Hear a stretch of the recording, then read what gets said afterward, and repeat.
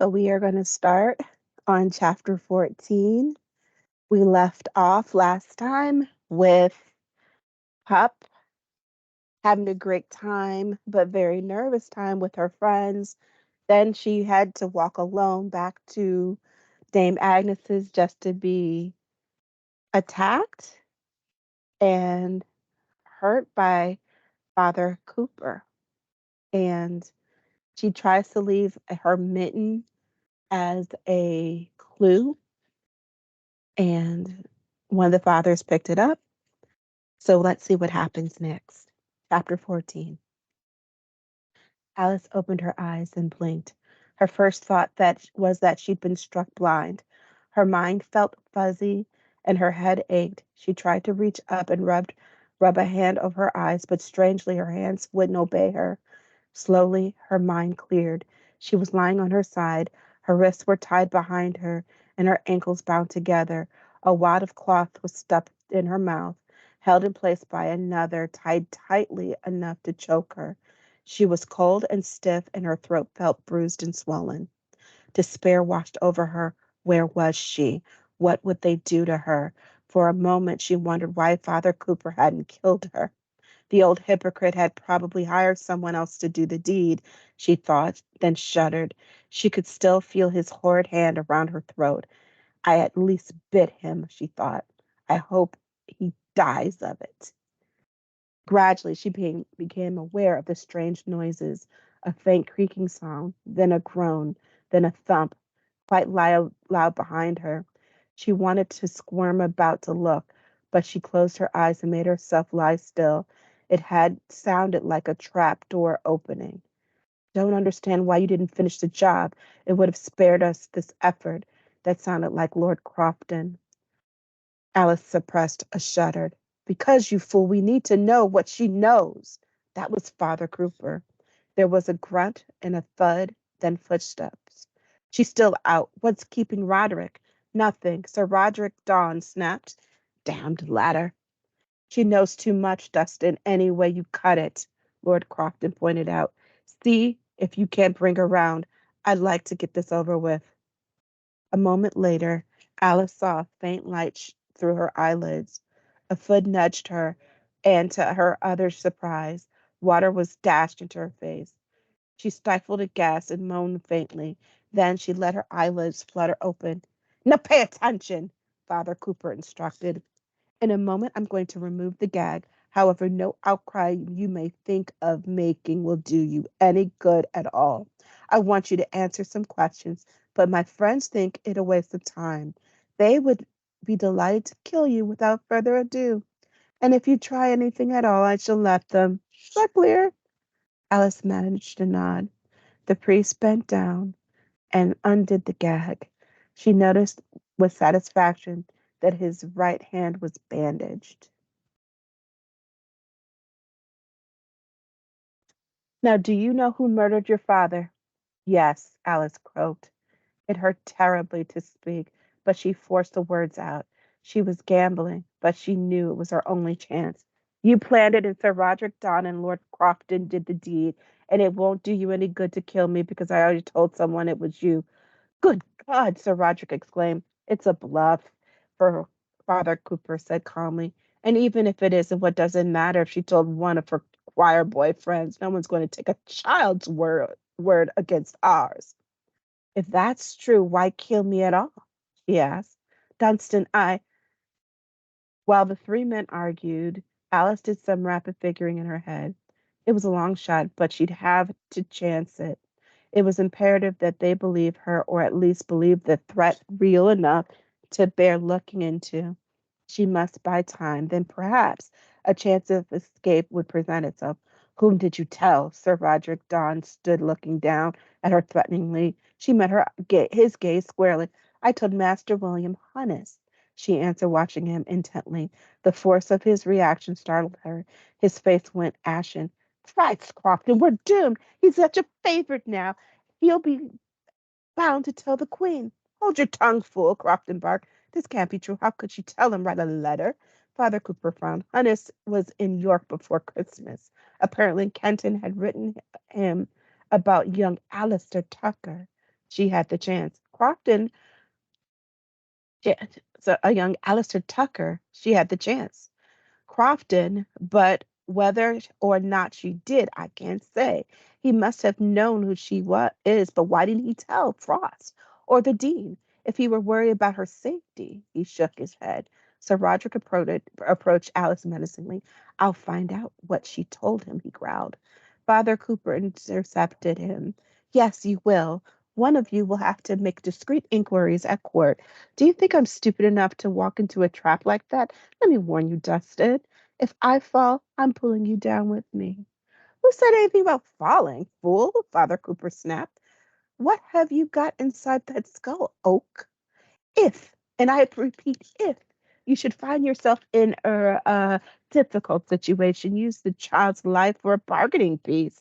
If the queen is too fastidious to be grateful when a truly prime nuisance like Henry Tuckerfield is neatly disposed of, she'll be much too squeamish to want the girl's blood on her hands.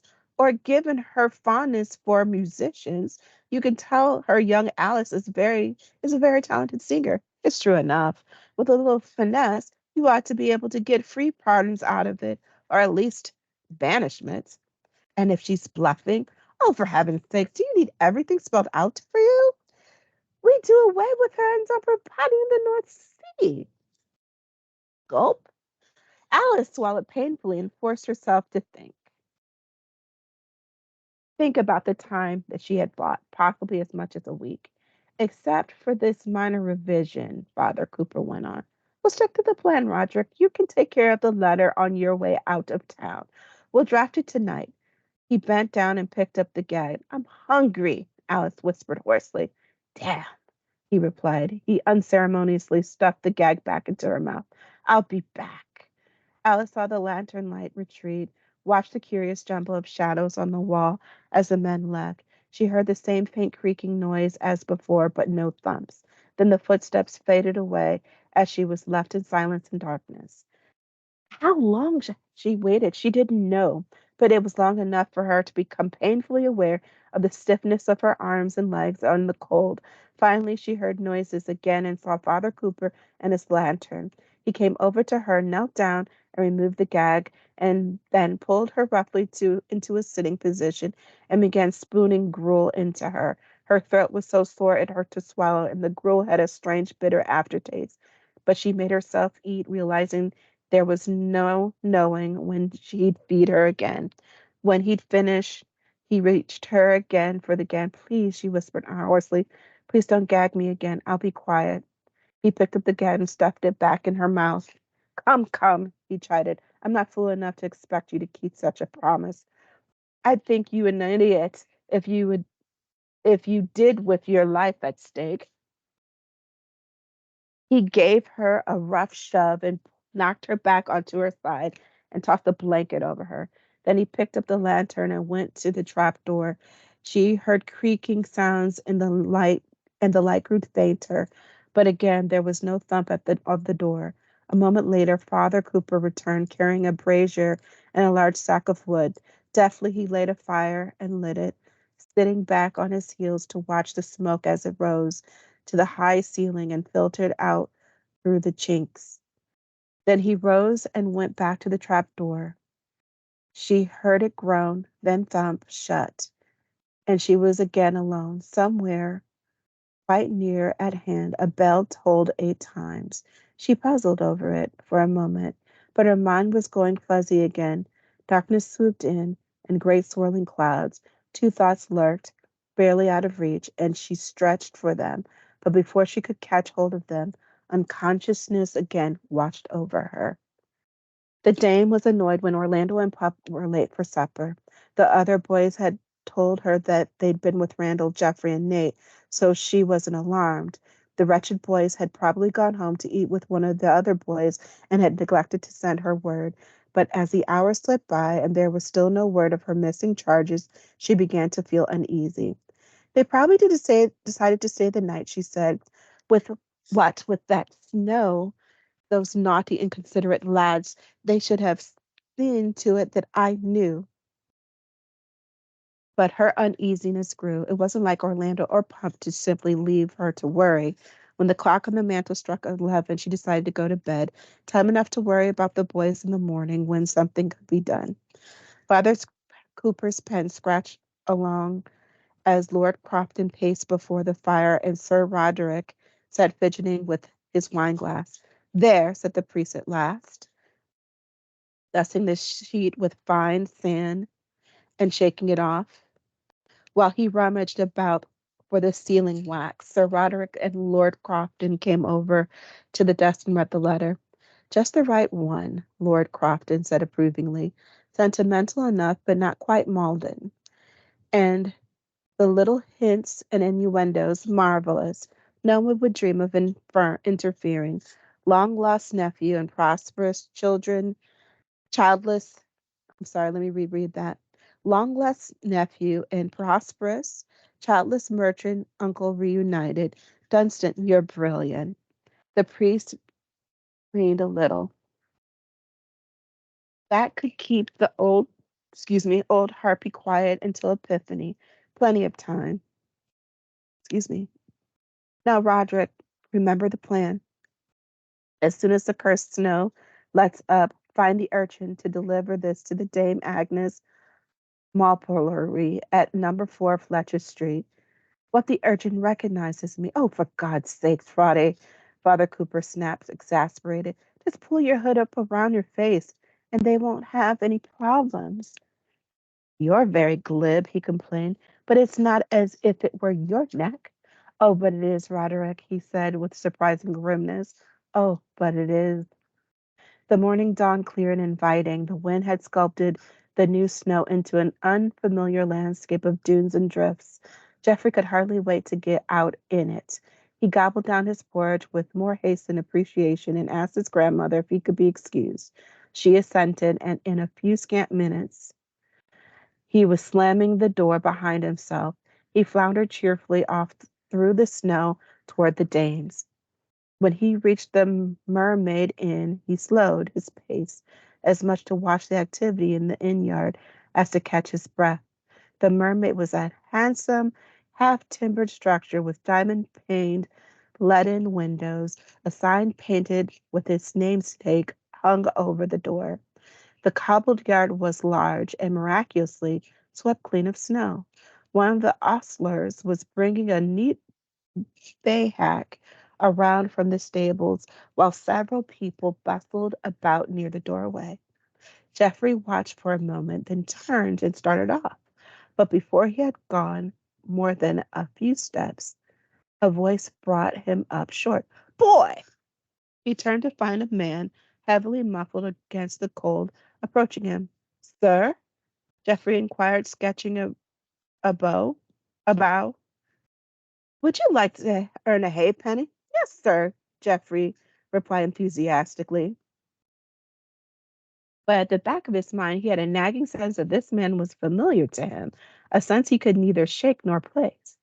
The man pulled a sealed letter out of the folds of his cloak and handed it to the boy. Take this to the lady that lives at number 4 Fletcher Street. Shall I wait for an answer? He asked, hoping this surprise wasn't too apparent. A letter for Dame Agnes from a gentleman? No, no, that would not be necessary. He flipped a halfpenny to Geoffrey, who caught it neatly. Hurry now, boy. Geoffrey started off briskly, looking back just in time to see the man swing easily up into the saddle and start out of the innyard.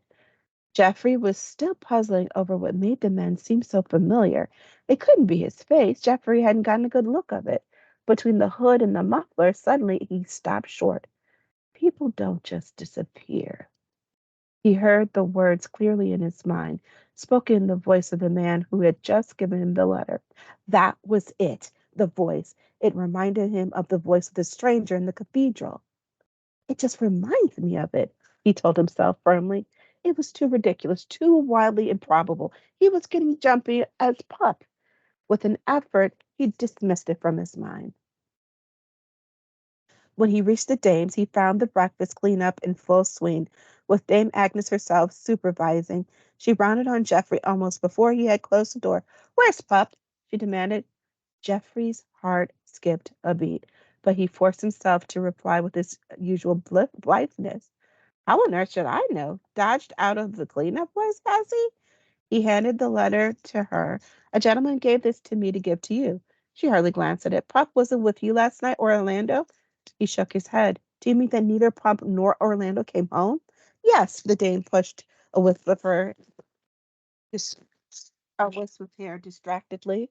Could they be with Nate or Randall? Do you suppose? Oh, dear God, he whispered. Then he realized Dane was waiting for an answer. I didn't hear them mention anything of the kind. I thought they were both going straight home. Just then the door burst open again with Orlando and Randall came in. Oh, good, we caught you, Orlando said cheerfully. I don't suppose there's any tea hot. It's colder than yesterday's porridge out there. Orlando, where have you been? The dame demanded. And where is Pup? I was with Randall. Didn't Pup tell you? He said he would. Pup didn't come home last night, she said heavily. What? Randall demanded. But he couldn't have gotten lost. We left him near Goodrum Gate. He was going to cut through the Bettern and the Close. Geoffrey sat down abruptly on the bench, his face white. Pup went through the Minster Close last night alone? He whispered, horrified. Oh, dear God. Then he noticed the other curious stares. He recovered himself abruptly. Dame Agnes, what does the letter say? Letter, Geoffrey, how can you? She stopped, looking down at the letter in her hand with a brisk movement. She broke the seal, unfolded a heavy sheet, began to read. Slowly and anxious, and look over her face was replaced by relief. It's from Pup's uncle, she told the boys. Pup's with him. He's been looking for Pup for months now. He was on the way to visit me when he ran into Pup. He was so surprised and delighted that he took Pup off to dinner with him, completely forgetting his duty to let me know. But he's so contrite and so obviously happy to have found his nephew. Jeffrey's head came up to meet Orlando's eye, that I'm inclined to forgive him. Where's Pup now? Geoffrey demanded. Master Tucker is taking him to his home in Knaresborough to spend the rest of the holiday. Pup's a lucky boy, she added, and silently and slightly calculating gleam coming into her eyes. It sounds as though his uncle is quite well off. She looked round the room a little severely. Hurry up and finish in here, boys, she advised. Then she left the kitchen. I'll bet anything Pup's uncle isn't married, Randall said in an undertone. That's the only reason she could have turned so sweet so fast. Maybe next time you're in trouble, Geoffrey, you can invent a wrench unattached uncle to get you out of it. Geoffrey's face was pale and worried. It's a lie. I know it is. Oh, Geoffrey, Randall sighed. Can you just be happy for Pup's good fortune without turning it into a grand drama? Noting the curiosity of the other choristers, Geoffrey bit back a hot retort and gestured toward the door. Let's go out where we can talk. Randall rolled his eyes but followed when Orlando led the way to the door. Once outside, they had to keep moving to stay warm, so they wandered through the maze of the alleys toward near the cathedral. Now, Geoffrey, perhaps you can explain why you don't believe Pup's uncle, Randall suggested. Well, for one thing, he talks about his nephew, Geoffrey began. What do you expect? Randall retorted, exasperated. The Dane doesn't know the truth about Pup. I bet Pup made him say nephew so we wouldn't get into trouble. I didn't think of that, Orlando put in. But Tucker isn't Pup's real name, Geoffrey protested. Maybe it's Pup's mother's maiden name. I know you think I'm mad, Randall, but I'm not. There are just too many coincidences. In a tight, strained voice, Geoffrey repeated what Alice had told him about her father's murder and that and Father Cooper's involvement. The others listened in stunned silence. Pup should have told us, Orlando cried when Geoffrey had finished. We'd had walked her home if we'd known. Randall shook his head remorsefully. I knew something was bothering Pup, but I wouldn't stay to find out what. But done is done, I fear. The question is, what should we do now? I think we should go to Master Kenton, Geoffrey said with resolution. Sour face? Orlando blurted. You're out of your mind. No, I'm not. He likes Pup. Besides, he's a friend of that old master of pups, the one who came to visit. Maybe he knows something. You're planning to tell him all about Pup, aren't you? Randall asked. Geoffrey nodded seriously. If Pup has been kidnapped, we are the only chance she has. I don't think we have any choice but to tell someone, and Kenton will help if we can make him believe us. I'm going. Are you with me?" The others nodded. Randall studied Jeffrey's face for a long moment. "Jeffrey," he said quietly, "I'm sorry. I should have listened to you when you first brought all of this up. I hope," his voice got, "I mean, Jeffrey," he said very gently, "if what you suspect is true, they, it may already be too late." Jeffrey's bowed it. "I know, but if they were just going to kill her, why bother with the letter and all? They must be trying to buy time for some reason." Then his calm demeanor crumbled and his voice shook and whispered, "It's the only hope we have." The three boys turned and set off briskly, Jeffrey leading the way. So, will the boys be successful? I hope so. We'll find out what happens.